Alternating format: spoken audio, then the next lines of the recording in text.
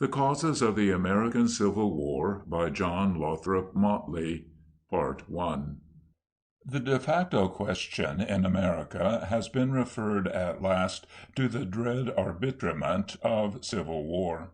Time and events must determine whether the great republic is to disappear from the roll of nations, or whether it is destined to survive the storm which has gathered over its head.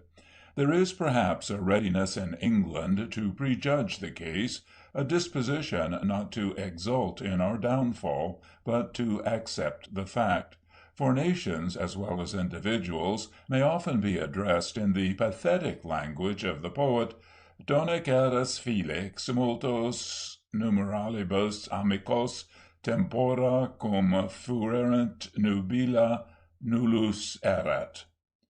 Yet the trial by the ordeal of battle has hardly commenced, and it would be presumptuous to affect to penetrate the veil of even the immediate future.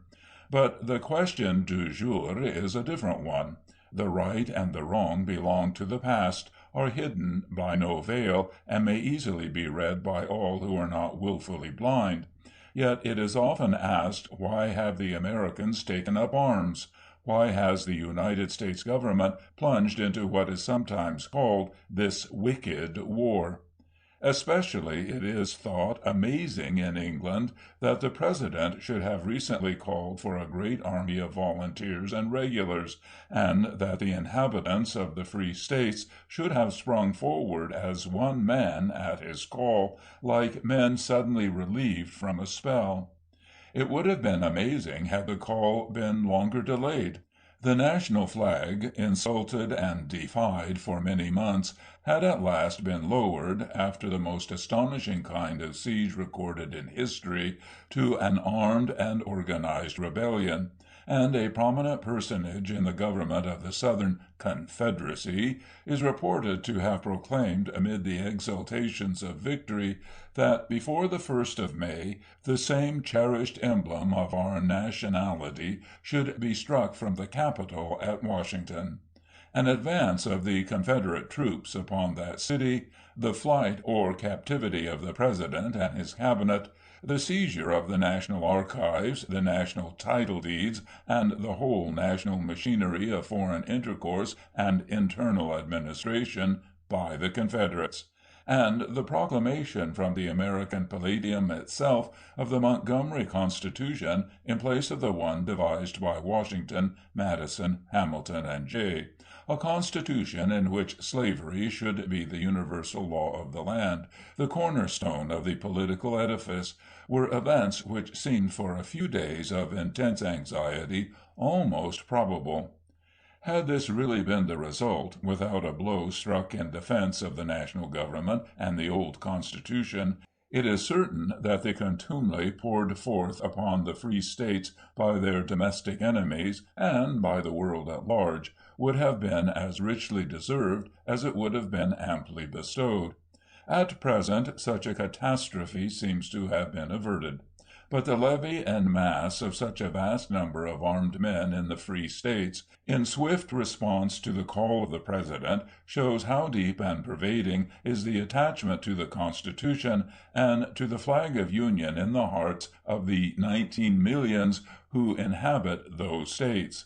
It is confidently believed, too, that the sentiment is not wholly extinguished in the 9 million white men who dwell in the slave states, and that, on the contrary, there exists a large party throughout that country who believe that the Union furnishes a better protection for life, property, law, civilization, and liberty than even the indefinite extension of African slavery can do. At any rate, the loyalty of the free states has proved more intense and passionate than it had ever been supposed to be before. It is recognized throughout their whole people that the Constitution of 1787 had made us a nation. The efforts of a certain class of politicians for a long period had been to reduce our Commonwealth to a Confederacy. So long as their efforts had been confined to argument, it was considered sufficient to answer the argument. But now that secession, instead of remaining a topic of vehement and subtle discussion, has expanded into armed and fierce rebellion and revolution, civil war is the inevitable result. It is the result foretold by sagacious statesmen almost a generation ago in the days of the tariff nullification. "To begin with nullification," said Daniel Webster in 1833, "with the avowed intention, nevertheless, not to proceed to secession, dismemberment, and general revolution, is as if one were to take the plunge of Niagara and cry out that he would stop halfway down." And now the plunge of secession has been taken, and we are all struggling in the vortex of general revolution. The body politic, known for 70 years as the United States of America, is not a confederacy, not a compact of sovereign states, not a co-partnership. It is a commonwealth, of which the Constitution, drawn up at Philadelphia by the Convention of 1787, over which Washington presided, is the organic, fundamental law. We had already had enough of a confederacy. The 13 rebel provinces, afterwards the 13 original independent states of America, had been united to each other during the Revolutionary War by Articles of Confederacy. "The said states hereby enter into a firm league of friendship with each other." Such was the language of 1781, and the league or treaty thus drawn up was ratified not by the people of the states, but by the state governments, the legislative and executive bodies, namely, in their corporate capacity. The Continental Congress, which was the central administrative board during this epoch, was a diet of envoys from sovereign states. It had no power to act on individuals. It could not command the states. It could move only by requisitions and recommendations. Its functions were essentially diplomatic, like those of the States General of the old Dutch Republic, like those of the modern Germanic Confederation.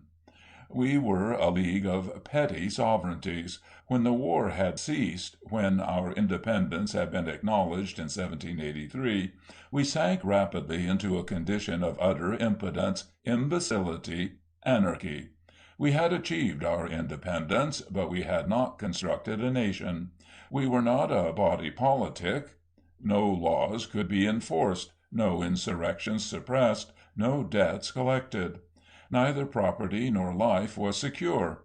Great Britain had made a treaty of peace with us, but she scornfully declined a treaty of commerce and amity, not because we had been rebels, but because we were not a state, because we were a mere dissolving league of jarring provinces, incapable of guaranteeing the stipulations of any commercial treaty. We were unable, even, to fulfill the conditions of the Treaty of Peace, and enforce the stipulated collection of debts due to British subjects, and Great Britain refused in consequence to give up the military posts which she held within our frontiers. For 12 years after the acknowledgment of our independence, we were mortified by the spectacle of foreign soldiers occupying a long chain of fortresses south of the Great Lakes and upon our own soil. We were a confederacy, we were sovereign states, and these were the fruits of such a confederacy and of such sovereignty. It was, until the immediate present, the darkest hour of our history. But there were patriotic and sagacious men in those days, and their efforts at last rescued us from the condition of a confederacy. The Constitution of the United States was an organic law, enacted by the sovereign people of that whole territory which is commonly called in geographies and histories the United States of America. It was empowered to act directly by its own legislative, judicial, and executive machinery upon every individual in the country. It could seize his property, it could take his life, for causes of which itself was the judge. The states were distinctly prohibited from opposing its decrees or from exercising any of the great functions of sovereignty. The Union alone was supreme. Anything in the Constitution and laws of the states to the contrary notwithstanding. Of what significance, then, was the title of sovereign states, arrogated in later days by communities which had voluntarily abdicated the most vital attributes of sovereignty? But, indeed, the words sovereign and sovereignty are purely inapplicable to the American system. In the Declaration of Independence, the provinces declare themselves free and independent states. But the men of those days knew that the word sovereign was a term of feudal origin.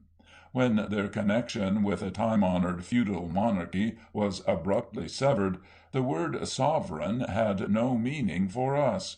A sovereign is one who acknowledges no superior, who possesses the highest authority without control, who is supreme in power. How could any one state of the United States claim such characteristics at all, least of all after its inhabitants, in their primary assemblies, had voted to submit themselves, without limitation of time, to a Constitution which was declared supreme? The only intelligible source of power in a country beginning its history de novo after a revolution, in a land never subjected to military or feudal conquest, is the will of the people of the whole land, as expressed by a majority. At the present moment, unless the Southern Revolution shall prove successful, the United States government is a fact, an established authority. In the period between 1783 and 1787 we were in chaos. In May of 1787 the convention met in Philadelphia, and after some months' deliberation adopted with unprecedented unanimity the project of the Great Law, which, so soon as it should be accepted by the people, was to be known as the Constitution of the United States. It was not a compact. Who ever heard of a compact to which there were no parties, or who ever heard of a compact made by a single party with himself? Yet the name of no state is mentioned in the whole document. The states themselves are only mentioned to receive commands or prohibitions, and the people of the United States is the single party by whom alone the instrument is executed. The Constitution was not drawn up by the states, it was not promulgated in the name of the states, it was not ratified by the states. The states never acceded to it, and possess no power to secede from it. It was ordained and established over the states by a power superior to the states, by the people of the whole land in their aggregate capacity, acting through conventions of delegates expressly chosen for the purpose within each state, independently of the state governments, after the project had been framed.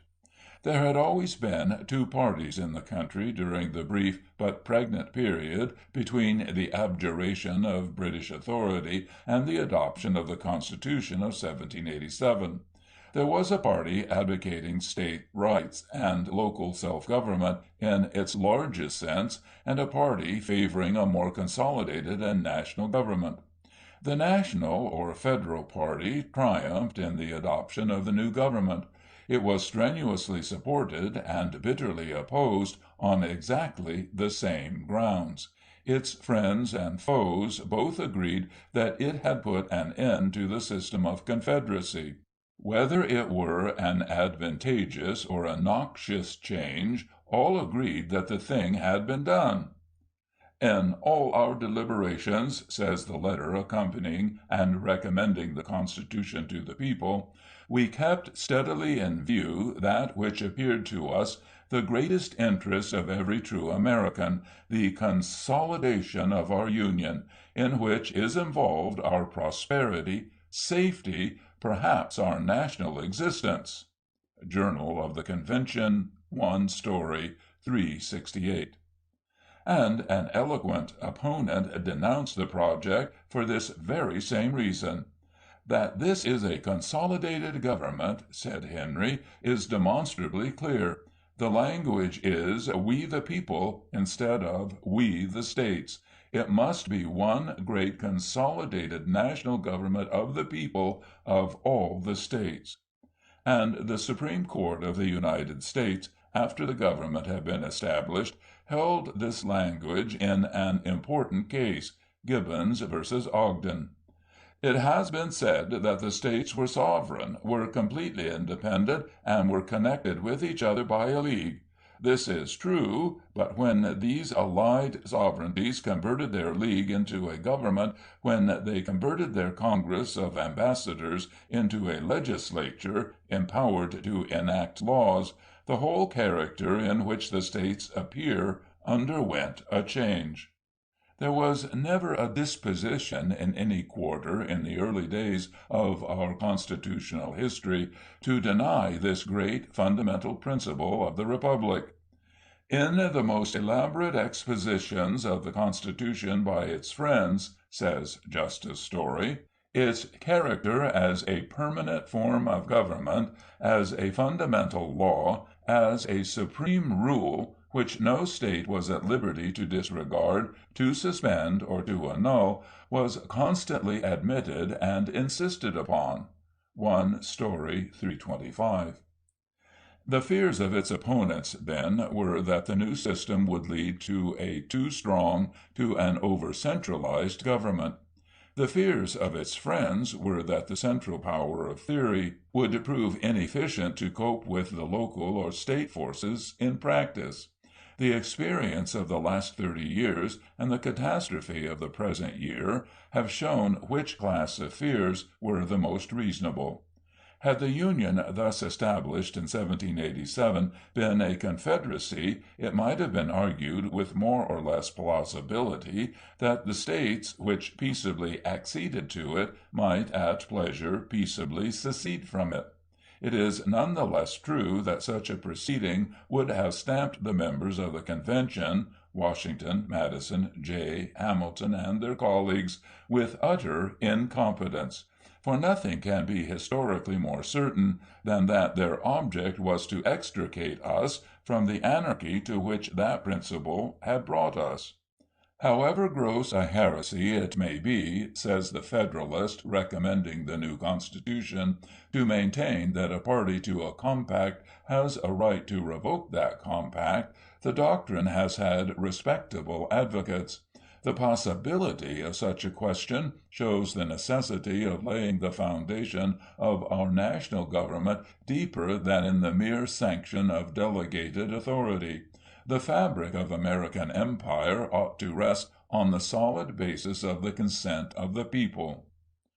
Certainly, the most venerated expounders of the Constitution, Jay, Marshall, Hamilton, Kent, Story, Webster, were of opinion that the intention of the Convention to establish a permanent consolidated government, a single commonwealth, had been completely successful.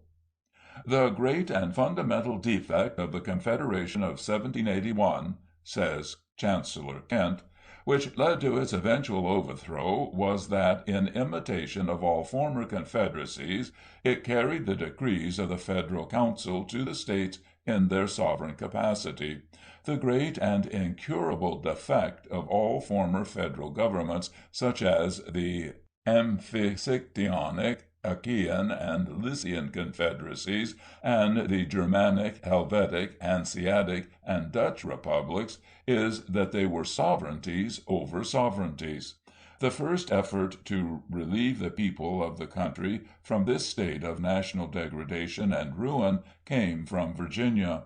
The General Convention afterwards met at Philadelphia in May, 1787. The plan was submitted to a convention of delegates chosen by the people at large, in each state, for assent and ratification. Such a measure was laying the foundation of the fabric of our national polity where alone they ought to be laid, on the broad consent of the people. 1 Kent 225. It is true that the consent of the people was given by the inhabitants voting in each state. But in what other conceivable way could the people of the whole country have voted? They assembled in the several states, says Story, but where else could they assemble? Secession is, in brief, the return to chaos from which we emerged 3/4 of a century since. No logical sequence can be more perfect. If one state has a right to secede today, asserting what it calls its sovereignty, another may, and probably will, do the same tomorrow, a third on the next day, and so on, until there are none left to secede from. Granted the premises that each state may peaceably secede from the Union, it follows that a county may peaceably secede from a state, and a town from a county, until there is nothing left but a horde of individuals, all seceding from each other. The theory that the people of a whole country in their aggregate capacity are supreme is intelligible, and it has been, in fact, also in America for 70 years. But it is impossible to show, if the people of a state be sovereign, that the people of a county or of a village and the individuals of the village are not equally sovereign and justified in resuming their sovereignty, when their interest or their caprice seems to compel them. The process of disintegration brings back the community to barbarism, precisely as its converse has built up commonwealths, whether empires, kingdoms, or republics, out of original barbarism. Established authority, whatever the theory of its origin, is a fact. It should never be lightly or capriciously overturned. They who venture on the attempt should weigh well the responsibility that is upon them. Above all, they must expect to be arraigned for their deeds before the tribunal of the civilized world and of future ages, a court of last appeal, the code of which is based on the divine principles of right and reason, which are dispassionate and eternal. No man on either side of the Atlantic, with Anglo-Saxon blood in his veins, will dispute the right of a people, or of any portion of a people, to rise against oppression, to demand redress of grievances, and, in case of denial of justice, to take up arms to vindicate the sacred principle of liberty. Few Englishmen or Americans will deny that the source of government is the consent of the governed, or that every nation has the right to govern itself according to its will. When the silent consent is changed to fierce remonstrance, the revolution is impending. The right of revolution is indisputable. It is written on the whole record of our race. British and American history is made up of rebellion and revolution. Many of the crowned kings were rebels or usurpers. Hampden, Pym, and Oliver Cromwell, Washington, Adams, and Jefferson, all were rebels. It is no word of reproach, but these men all knew the work they had set themselves to do. They never called their rebellion peaceable secession. They were sustained by the consciousness of right when they overthrew established authority, but they meant to overthrow it. They meant rebellion, civil war, bloodshed, infinite suffering for themselves and their whole generation, for they accounted them welcome substitutes for insulted liberty and violated right. There can be nothing plainer, then, than the American right of revolution. But then it should be called revolution. Secession as a revolutionary right, said Daniel Webster in the Senate nearly 30 years ago, in words that now sound prophetic, is intelligible. As a right to be proclaimed in the midst of civil commotions and asserted at the head of armies, I can understand it. But as a practical right, existing under the Constitution and in conformity with its provisions, it seems to be nothing but an absurdity, for it supposes resistance to government under authority of government itself. It supposes dismemberment without violating the principles of union. It supposes opposition to law without crime. It supposes the violation of oaths without responsibility. It supposes the total overthrow of government without revolution. The men who had conducted the American people through a long and fearful revolution were the founders of the new Commonwealth, which permanently superseded the subverted authority of the Crown. They placed the foundations on the unbiased, untrammeled consent of the people. They were sick of leagues, of petty sovereignties, of governments which could not govern a single individual.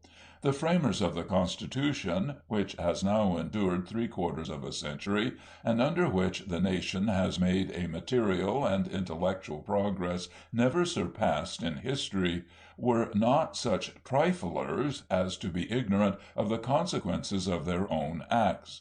The Constitution which they offered, and which the people adopted as its own, talked not of sovereign states, spoke not the word Confederacy. In the very preamble to the instrument are inserted the vital words which show its character: "We, the people of the United States, to ensure a more perfect union, and to secure the blessings of liberty for ourselves and our posterity, do ordain and establish this Constitution. Sic volo, sic jubeo." It is the language of a sovereign solemnly speaking to the world. It is the promulgation of a great law, the norma agendi of a new commonwealth. It is no compact. A compact, says Blackstone, is a promise proceeding from us. Law is a command directed to us. The language of a compact is, we will or will not do this. That of law is, thou shalt or shalt not do it. 1 38, 44, 45. And this is throughout the language of the Constitution. Congress shall do this, the President shall do that, the States shall not exercise this or that power. Witness, for example, the important clauses by which the sovereign States are shorn of all the great attributes of sovereignty. No State shall coin money, nor emit bills of credit, nor pass ex post facto laws, nor laws impairing the obligations of contracts, nor maintain armies and navies, nor grant letters of marque, nor make compacts with other states, nor hold intercourse with foreign powers, nor grant titles of nobility, and that most significant phrase, "This Constitution and the laws made in pursuance thereof shall be the supreme law of the land." Could language be more imperial? Could the claim to state sovereignty be more completely disposed of at a word? How can that be sovereign, acknowledging no superior, supreme, which has voluntarily accepted a supreme law from something which it acknowledges as superior? The Constitution is perpetual, not provisional or temporary. It is made for all time, for ourselves and our posterity. It is absolute within its sphere. This Constitution shall be the supreme law of the land, anything in the Constitution or laws of a State to the contrary notwithstanding. Of what value, then, is a law of a State declaring its connection with the Union dissolved? The Constitution remains supreme, and is bound to assert its supremacy till overpowered by force. The use of force, of armies and navies of whatever strength, in order to compel obedience to the civil and constitutional authority, is not wicked war, is not civil war, is not war at all. So long as it exists, the government is obliged to put forth its strength when assailed. The President, who has taken an oath before God and man to maintain the Constitution and laws, is perjured if he yields the Constitution and laws to armed rebellion without a struggle. He knows nothing of states. Within the sphere of the United States government he deals with individuals only, citizens of the great republic, in whatever portion of it they may happen to live. He has no choice but to enforce the laws of the republic wherever they may be resisted. When he is overpowered, the government ceases to exist. The Union is gone, and Massachusetts, Rhode Island, and Ohio are as much separated from each other as they are from Georgia or Louisiana. Anarchy has returned upon us. The dismemberment of the Commonwealth is complete. We are again in the chaos of 1785. End of Part 1. Part 2. But it is sometimes asked why the Constitution did not make a special provision against the right of secession. How could it do so? The people created a constitution over the whole land, with certain defined, accurately enumerated powers, and amongst these were all the chief attributes of sovereignty. It was forbidden to a state to coin money, to keep armies and navies, to make compacts with other states, to hold intercourse with foreign nations, to oppose the authority of government. To do any one of these things is to secede, for it would be physically impossible to do any one of them without secession. It would have been puerile for the Constitution to say formally to each state, "Thou shalt not secede." The Constitution, being the supreme law, being perpetual, and having expressly forbidden to the states those acts without which secession is an impossibility, would have been wanting in dignity had it used such superfluous phraseology. This Constitution is supreme, whatever laws a state may enact, says the organic law. Was it necessary to add, "and no state shall enact a law of secession"? To add to a great statute, in which the sovereign authority of the land declares its will, a phrase such as, "and be it further enacted that the said law shall not be violated," would scarcely seem to strengthen the statute. It was accordingly enacted that new states might be admitted, but no permission was given for a state to secede. Provisions were made for the amendment of the Constitution from time to time, and it was intended that these provisions should be stringent. A two-thirds vote in both houses of Congress, and a ratification in three-quarters of the whole number of states, are conditions only to be complied with in grave emergencies. But the Constitution made no provision for its own dissolution, and if it had done so, it would have been a proceeding quite without example in history. A constitution can only be subverted by revolution, or by foreign conquest of the land. The revolution may be the result of a successful rebellion. A peaceful revolution is also conceivable in the case of the United States. The same power which established the Constitution may justly destroy it. The people of the whole land may meet by delegates in a great national convention, as they did in 1787, and declare that the Constitution no longer answers the purpose for which it was ordained, that it no longer can secure the blessings of liberty for the people in present and future generations, and that it is therefore forever abolished. When that project has been submitted again to the people, voting in their primary assemblies, not influenced by fraud or force, the revolution is lawfully accomplished, and the Union is no more. Such a proceeding is conceivable, although attended with innumerable difficulties and dangers. But these are not so great as those of the Civil War, into which the action of the seceding states has plunged the country. The division of the national domain and other property, the navigation and police of the great rivers, the arrangement and fortification of frontiers, the transit of the Isthmus, the mouth of the Mississippi, the control of the Gulf of Mexico, these are significant phrases which have an appalling sound, for there is not one of them that does not contain the seeds of war. In any separation, however accomplished, these difficulties must be dealt with, but there would seem less hope of arriving at a peaceful settlement of them now that the action of the seceding states has been so precipitate and lawless. For a single state, one after another, to assume those functions of sovereignty which it had unconditionally abdicated when its people ratified the Constitution of 1787, to seize forts, arsenals, custom houses, post offices, mints, and other valuable property of the Union, paid for by the treasure of the Union, was not the exercise of a legal function, but it was rebellion, treason, and plunder.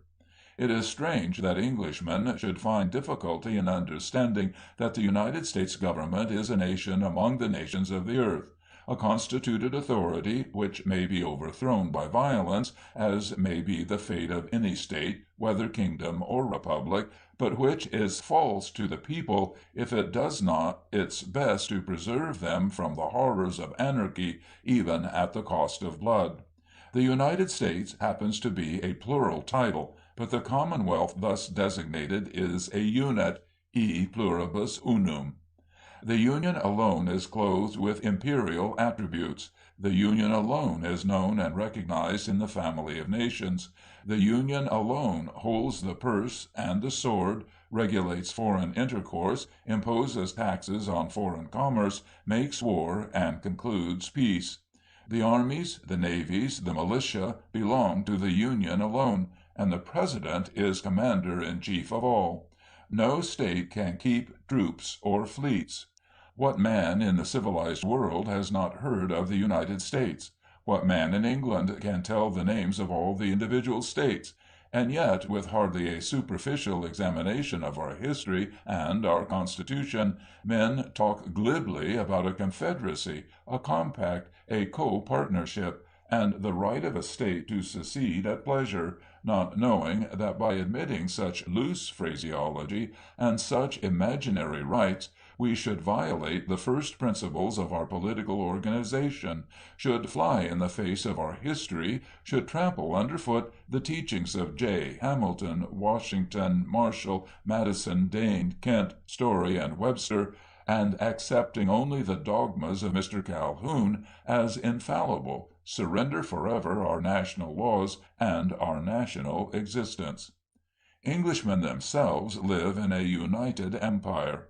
But if the kingdom of Scotland should secede, should seize all the national property, forts, arsenals, and public treasure on its soil, organize an army, send forth foreign ministers to Louis Napoleon, the Emperor of Austria, and other powers, issue invitations to all the pirates of the world to prey upon English commerce, screening their piracy from punishment by the banner of Scotland, and should announce its intention of planting that flag upon Buckingham Palace, it is probable that a blow or two would be struck to defend the national honor and the national existence, without fear that the Civil War would be denounced as wicked and fratricidal.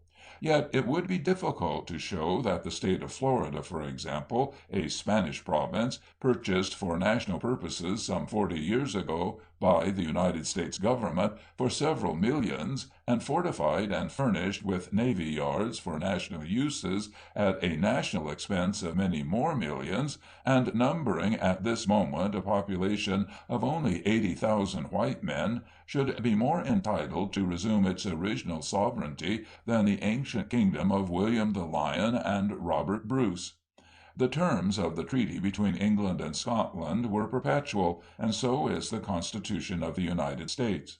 The United Empire may be destroyed by revolution and war, and so may the United States. But a peaceful and legal dismemberment without the consent of a majority of the whole people is an impossibility.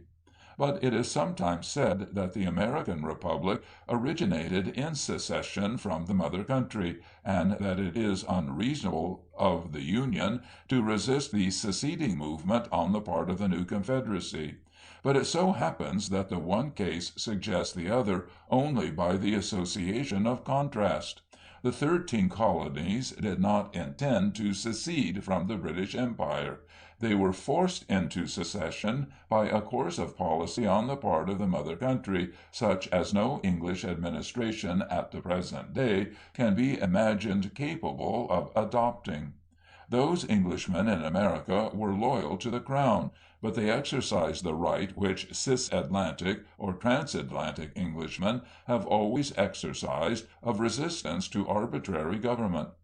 Taxed without being represented, and insulted by measures taken to enforce the odious but not exorbitant imposts, they did not secede nor declare their independence. On the contrary, they made every effort to avert such a conclusion. In the words of the forest-born Demosthenes, as Lord Byron called the great Virginian Patrick Henry, the Americans petitioned, remonstrated, cast themselves at the foot of the throne, and implored its interposition to arrest the tyrannical hands of the ministers and Parliament. But their petitions were slighted, their remonstrances procured only additional violence and insult, and they were spurned with contempt from the foot of the throne. The Boston Massacre, the Boston Port Bill, the Boston Tea Party, the Battle of Lexington, the Battle of Bunker's Hill, were events which long preceded the famous Declaration of Independence. It was not till the colonists felt that redress for grievances was impossible that they took the irrevocable step and renounced their allegiance to the Crown. The Revolution had come at last. They had been forced into it, but they knew that it was revolution, and that they were acting at the peril of their lives. "We must be unanimous in this business," said Hancock. "We must all hang together." "Yes," replied Franklin, "or else we shall all hang separately." The risk incurred by the colonists was enormous, but the injury to the mother country was comparatively slight. They went out into darkness and danger themselves, but the British Empire was not thrown into anarchy and chaos by their secession. Thus their course was the reverse of that adopted by the South. The prompt secession of 7 states because of the constitutional election of a president over the candidates voted for by their people was the redress in advance of grievances which they may reasonably or unreasonably have expected, which had not occurred. This is the high authority of the Vice President of the Southern Confederacy, who declared, a week after the election of Mr. Lincoln, that the election was not a cause for secession, and that there was no certainty that he would have either the power or the inclination to invade the constitutional rights of the South. In the free states it was held that the resolutions of the convention by which Mr. Lincoln was nominated were scrupulously and conscientiously framed to protect all those constitutional rights. The question of slavery in the territories, of the future extension of slavery, was one which had always been an open question, and on which issue was now joined. But it was no question at all that slavery within a state was sacred from all interference by the general government, or by the free states, or by individual in those states, and the Chicago Convention strenuously asserted that doctrine. The question of free trade, which is thrust before the English public by many journals, had no immediate connection with the secession, although doubtless the desire of direct trade with Europe has long been a prominent motive at the South. The Gulf States seceded under the moderate tariff of 1857, for which South Carolina voted side by side with Massachusetts. The latter state, although for political, not economical, reasons it thought itself obliged since the secession to sustain the Pennsylvania interest by voting for the absurd Morrill Bill, is not in favor of protection. On the contrary, the great manufactories on the Merrimack River have long been independent of protection, and export many $1,000,000 worth of cotton and other fabrics to foreign countries, underselling or competing with all the world in open market. It would be impossible for any European nation to drive the American manufacturer from the markets of the American continent in the principal articles of cheap clothing for the masses, tariff or no tariff. This is a statistical fact which cannot be impugned. The succession of the colonies, after years of oppression and grievances for which redress had been sought in vain, left the British Empire 3,000 miles off in security, with constitution and laws unimpaired, even if its colonial territory were seriously diminished. The secession of the Southern States, in contempt of any other remedy for expected grievances, is followed by the destruction of the whole body politic of which they were a vital part. Not only is the United Republic destroyed if the Revolution proves successful, but even if the people of the free states have the enthusiasm and sagacity to reconstruct their Union, and by a new national convention to reordain and reestablish the time-honored Constitution, still an immense territory is lost. But the extent of that territory is not the principal element in the disaster. The world is wide enough for all. It is the loss of the southern marine frontier which is fatal to the Republic. Florida and the vast Louisiana territory purchased by the Union from foreign countries and garnished with fortresses at the expense of the Union, are fallen with all these improvements into the hands of a foreign and unfriendly power.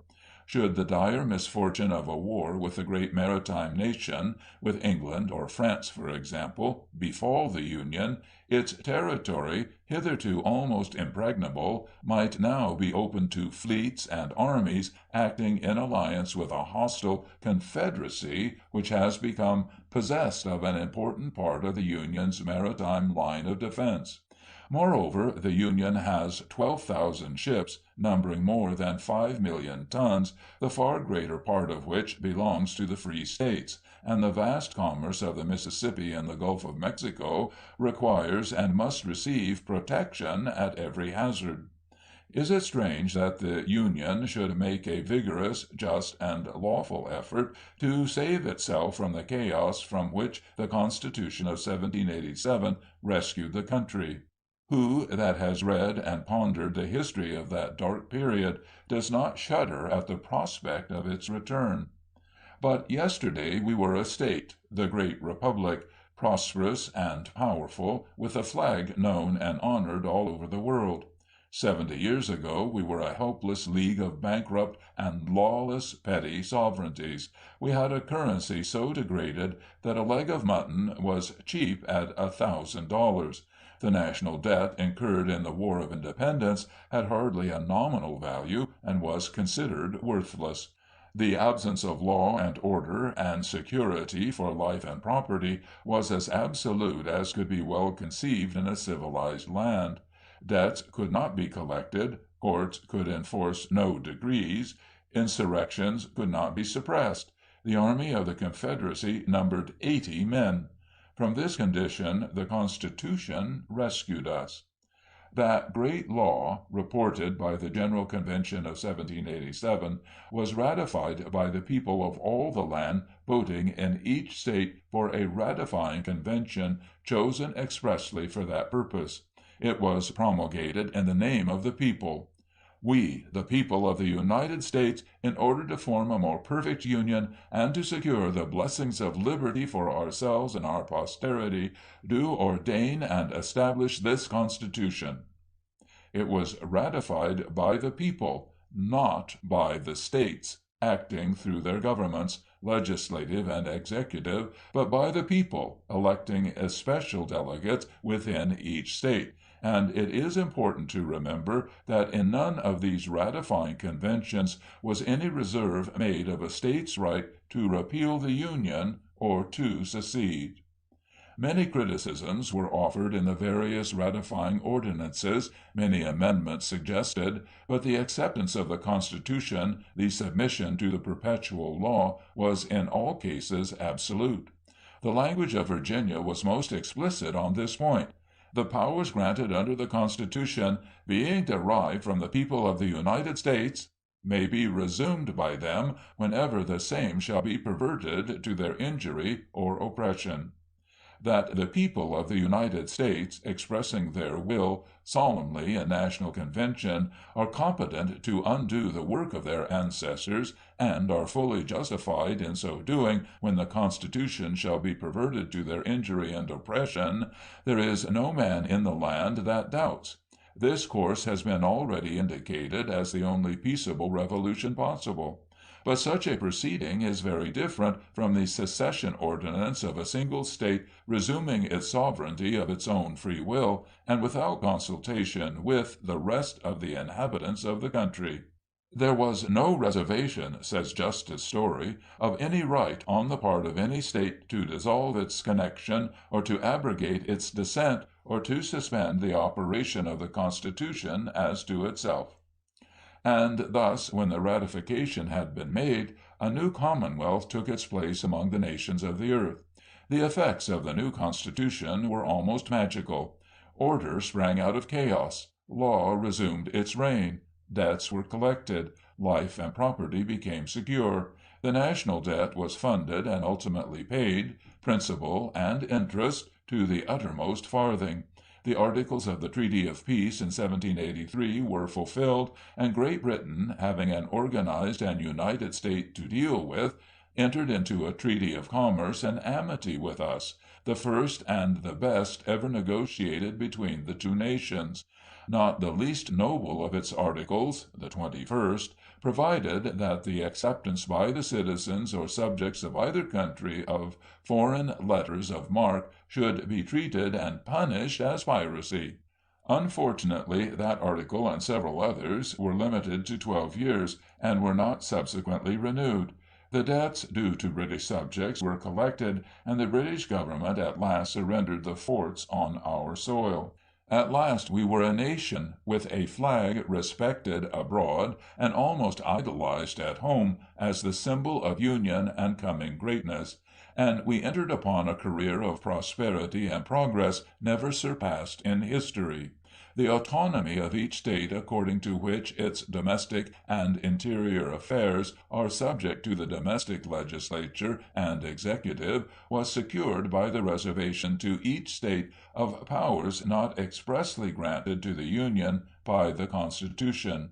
Supreme within its own orbit, which is traced from the same center of popular power whence the wider circumference of the general government is described, the individual state is surrounded on all sides by that all-embracing circle. The reserved and unnamed powers are many and important, but the state is closely circumscribed. Thus, a state is forbidden to alter its form of government. "Thou shalt forever remain a republic," says the United States Constitution to each individual state. A state is forbidden, above all, to pass any law conflicting with the United States Constitution or laws. Moreover, every member of Congress, every member of a state legislature, every executive or judicial officer in the service of the Union or of a separate state, is bound by solemn oath to maintain the United States Constitution. This alone would seem to settle the question of secession ordinances. So long as the Constitution endures, such an ordinance is merely the act of conspiring and combining individuals with whom the general government may deal.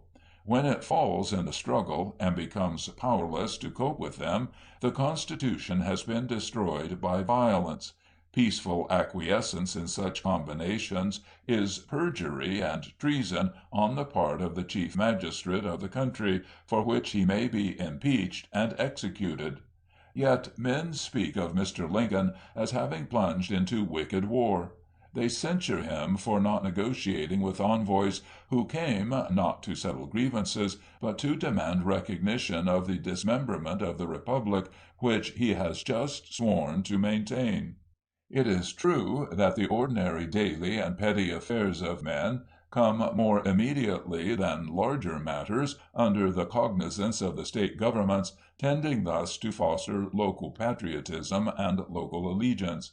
At the same time, as all controversies between citizens of different states come within the sphere of the federal courts, and as the manifold and conflicting currents of so rapid a national life as the American can rarely be confined within narrow geographical boundaries, it follows that the federal courts, even for domestic purposes as well as foreign, are parts of the daily visible functions of the body politic. The Union is omnipresent. The custom house, the courthouse, the arsenal, the village post office, the muskets of the militia make the authority of the general government a constant fact. Moreover, the restless migratory character of the population, which rarely permits all the members of one family to remain denizens of any one state, has interlaced the states with each other, and all with the Union to such an extent that a painless excision of a portion of the whole nation is an impossibility. To cut away the pound of flesh and draw no drop of blood surpasses human ingenuity. Neither the opponents nor friends of the new government in the first generation after its establishment held the doctrine of secession. The States' Right party and the Federal party disliked or cherished the government because of the general conviction that it was a constituted and centralized authority, permanent and indivisible, like that of any other organized nation. Each party continued to favor or to oppose a strict construction of the instrument, but the doctrine of nullification and secession was a plant of later growth. It was an accepted fact that the United States was not a confederacy. That word was never used in the Constitution except once by way of prohibition. We were a nation, not a co-partnership, except, indeed, in the larger sense in which every nation may be considered a co-partnership of the present with the past and with the future. To borrow the lofty language of Burke, a state ought not to be considered as nothing better than a partnership agreement in a trade of pepper and coffee, calico, or tobacco, or some other such low concern, to be taken up for a little temporary interest, and to be dissolved by the fancy of the parties. It is to be looked upon with other reverence, because it is not a partnership in things subservient only to gross animal existence, of a temporary and perishable nature.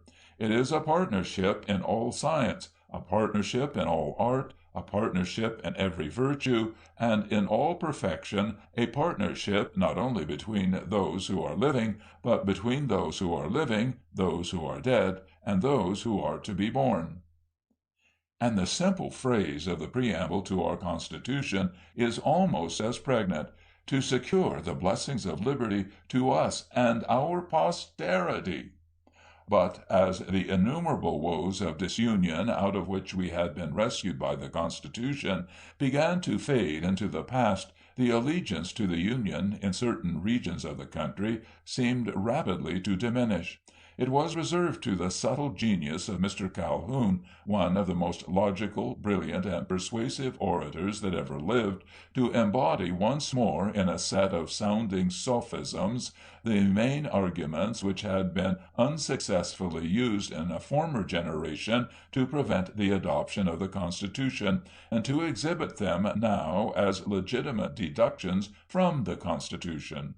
The memorable tariff controversy was the occasion in which the argument of state sovereignty was put forth in all its strength. In regard to the dispute itself, there can be no doubt that the South was in the right and the North in the wrong. The production by an exaggerated tariff of a revenue so much over and above the wants of government that it was at last divided among the separate states and foolishly squandered was the most triumphant reductio ad absurdum that the South could have desired.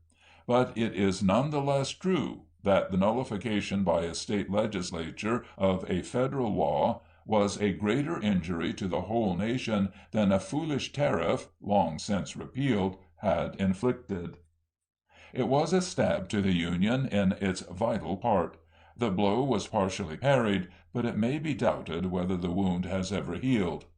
Tariffs, the protective system, free trade, although the merits of these questions must be considered as settled by sound thinkers in all civilized lands, must nevertheless still remain in some countries the subject of honest argument and legitimate controversy. When all parts of a country are represented, and especially in the case of the United States, where the southern portion has 3/5 of a certain kind of property represented, while the North has no property represented, reason should contend with error for victory, trusting to its innate strength. And until after the secession of the Gulf States, the moderate tariff of 1857 was in operation, with no probability of its repeal. Moreover, the advocates of the enlightened system of free trade should reflect that should the 14 slave states become permanently united in a separate confederacy, the state of their internal affairs will soon show a remarkable revolution. The absence of the fugitive law will necessarily drive all the slaves from what are called the border states, and he must be a shallow politician who dreams here in England that free trade with all the world and direct taxation for revenue will be the policy of the new and expensive military empire which will arise. manufactures of cotton and woolen will spring up on every river and mountain stream in the northern slave states. The vast mineral wealth of their territories will require development, and the cry for protection to native industry in one quarter will be as surely heeded as will be that other cry from the Gulf of Mexico, now partially suppressed for obvious reasons, for the African slave trade. To establish a great Gulf empire, including Mexico, Central America, Cuba, and other islands, with unlimited cotton fields and unlimited Negroes, this is the golden vision in pursuit of which the great republic has been sacrificed, the beneficent Constitution subverted. And already the vision has fled, but the work of destruction remains. The mischief caused by a tariff, however selfish or however absurd, may be temporary. In the last 19 years there have been 4 separate tariffs passed by the American Congress, and nothing is more probable than that the suicidal moral tariff will receive essential modifications even in the special session of July. But the woes caused by secession and civil war are infinite, and whatever be the result of the contest, this generation is not likely to forget the injuries already inflicted. The great secession, therefore, of 1860-61 is a rebellion, like any other insurrection, against established authority, and has been followed by civil war as its immediate and inevitable consequence. If successful, it is revolution, and whether successful or not, it will be judged before the tribunal of mankind and posterity according to the eternal laws of reason and justice. Time and history will decide whether it was a good and sagacious deed to destroy a fabric of so long duration because of the election of Mr. Lincoln; whether it were wise and noble to substitute over a large portion of the American soil a Confederacy of which slavery, in the words of its Vice President, is the cornerstone, for the old republic of which Washington with his own hand laid the cornerstone. It is conceded by the North that it has received from the Union innumerable blessings, but it would seem that the Union had also conferred benefits on the South. It has carried its mails at a large expense. It has recaptured its fugitive slaves. It has purchased vast tracts of foreign territory, out of which a whole tier of slave states has been constructed. It has annexed Texas. It has made war with Mexico. It has made an offer, not likely to be repeated, however, to purchase Cuba, with its multitude of slaves, at a price, according to report, as large as the sum paid by England for the emancipation of her slaves. Individuals in the free states have expressed themselves freely on slavery, as upon every topic of human thought, and this must ever be the case where there is freedom of the press and of speech. The number of professed abolitionists has hitherto been very small, while the great body of the 2 principal political parties in the free states have been strongly opposed to them. The Republican party was determined to set bounds to the extension of slavery, while the Democratic party favored that system, but neither had designs, secret or avowed, against slavery within the states. They knew that the question could only be legally and rationally dealt with by the states themselves. But both the parties, as present events are so signally demonstrating, were imbued with a passionate attachment to the Constitution, to the established authority of government by which alone our laws and our liberty are secured. All parties in the free states are now united as one man, inspired by a noble and generous emotion to vindicate the sullied honor of their flag, and to save their country from the abyss of perdition into which it seemed descending.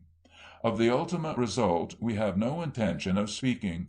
Only the presumptuous will venture to lift the veil and affect to read with accuracy coming events, the most momentous perhaps of our times. One result is, however, secured. The Montgomery Constitution, with slavery for its cornerstone, is not likely to be accepted, as but lately seemed possible, not only by all the slave states, but even by the border free states. nor to be proclaimed from Washington as the new national law in the name of the United States.